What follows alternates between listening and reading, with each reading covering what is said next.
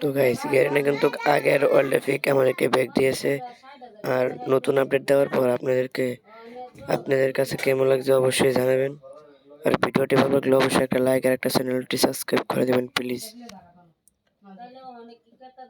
আর guys ভিডিওটি দেখতে থাকুন লাস্ট পর্যন্ত, আপনারা অনেক খুশি হবেন।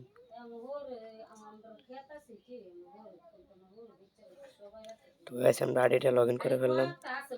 লগ ইন করার পর দেখতে পাচ্ছেন আগের ওয়ার্ল্ড এপিক ব্যাক দেওয়া। তো গাইস আপনাদেরকে আমি ম্যাচ স্টার দেওয়া দেখাবো। আর গেরিনাকে অনেক অনেক ধন্যবাদ।